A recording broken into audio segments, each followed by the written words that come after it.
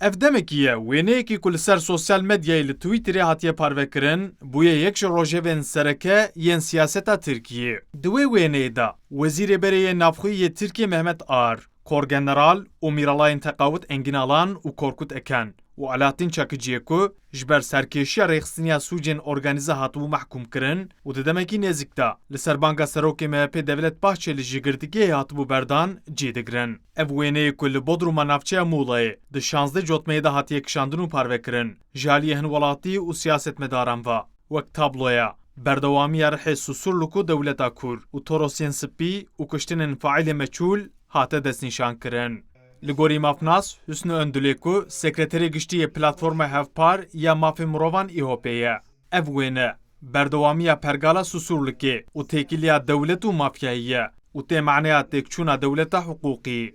Susurluk düzeninin devam ettiğini gösterir. Bi vê wêneyê derket holê ku pergala Susurlukê hêj devam dikin. Pergal û rêveberiya Susurlukê, hevkariya rayedarên dewletê, siyasetmedar û serkêşên rêxistinên sûc û mafyayî ye. Têkiliya dewlet û mafyayê bixwe ye.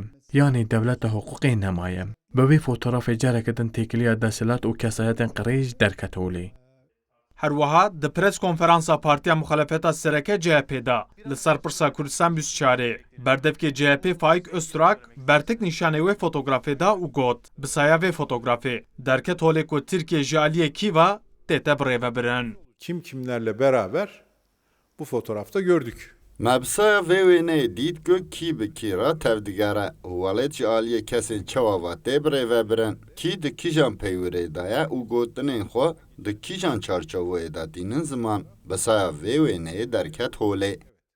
Li Tirkiye li ser qezaya trafîkî ya Susurlukê 24 sal derbas bû. Wek bûyereke dîrokî û siyasî kete nav bîra civakî. Di wê qezayê de rayedarekî ewlekariya Tirk, tetikkeşekî netewperestê Tirk û parlamenterekî ji Partiya Desthilatdar ya wê demê bihevra bûn. Bi saya qezaya Susurlukê ya sala 1996 têkiliyên qirêj yên dewlet, polîs û mafyayê derketibûn holê û li Tirkiyê ji bo 15 rojan li ser hev çalakiya bêîtaatiya sivîl ya ji bo ronahiya daîmî deqeyekî çiraya xwe vêxe hatibû li darxistin.